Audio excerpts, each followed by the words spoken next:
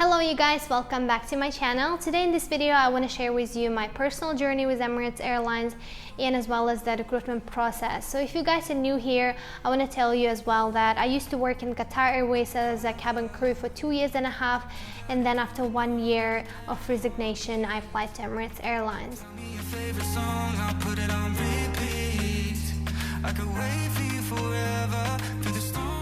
First of all, I left Qatar Airways because I wanted to get married and start a family, and my husband was based in Dubai, so obviously I wanted to move there as well.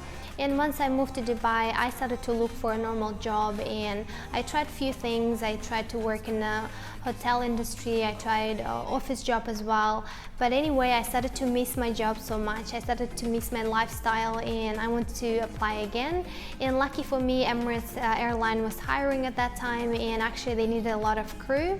And when I applied online, they replied me straight away and invited me for the assessment day. Actually, it took me 2 weeks to get my assessment day, which is the second step. If you guys are applying at the moment, then I'm sure you know that there are 3 steps: open day, assessment day, and the final interview. So as soon as I applied online, I didn't go for the open day. They invited me for the second step, and it was actually in 2 weeks. During the assessment day, we had around 20 to 25 people, and most of them were ex-cabin crew, so they were all familiar with the assessment day and all the instructions.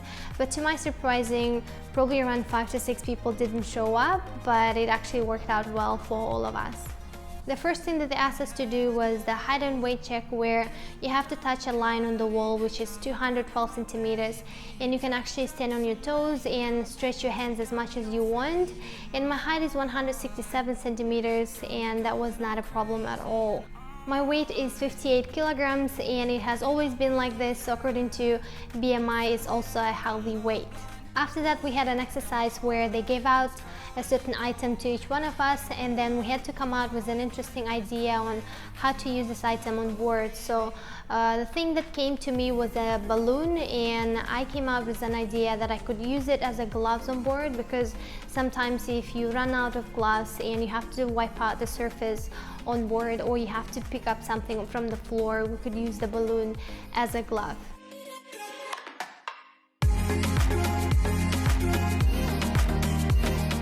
The next exercise was the group discussion, and to my surprising, there's always someone who will argue during the discussion and try to look more smarter. But I'm sure if you guys are watching a lot of videos or searching for information on how to behave during the interview, then you know that you can't argue during group discussion and you cannot be rude to anybody. You have to be polite and listen to everybody and try to come to a common conclusion, and that's the point of the exercise. Actually, they don't want to know who's right or who's wrong. They want to see how you behave in the teamwork. For example, in this group exercise, we had a cruise ship, and we had to choose whom we're going to take to the cruise because the seats were limited, and we had passengers who are elderly or first honeymoon couples or the Ministry of Transport. And this guy would argue with everybody that we have to take the Ministry of Transport because he's the important guy and he'll be deciding on the business of the cruise ship.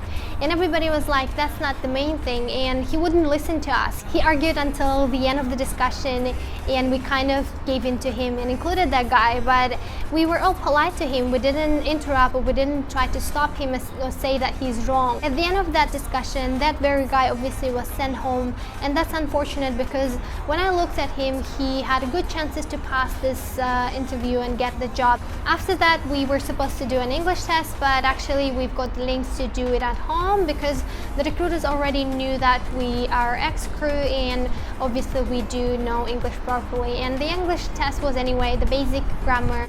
At the end of the assessment day, we all booked our final interviews, and mine was actually the next day early in the morning. Final interview was the hardest part for me. I had one recruiter and she asked me a million questions, and most of them were about my Qatar Airways experience and about my passenger skills, about my customer experience, and etc. So she asked me questions, I would reply, she would type everything in her computer, and time to time she would ask me certain things concerned to my answers. For example, if I replied something, then she would try to check on me if I'm lying or if I'm saying the truth. When she asked me to describe a situation where I did a great suggestion to the company and it was actually very helpful, I said that when I used to work in one of the restaurants, I actually suggested the company to change the software that we were using.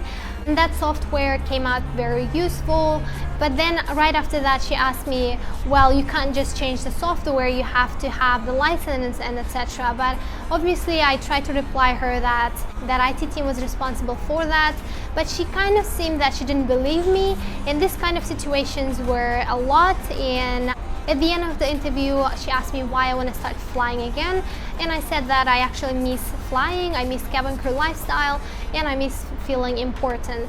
After that, she just smiled me back, and then she said goodbye. After final interview, I didn't have to wait for too long. They actually called me back within the same month. I submitted all the documents that they required, but since I was in Dubai, they didn't ask me much. It was only police certificate, dental checkup, and also to fill up certain forms.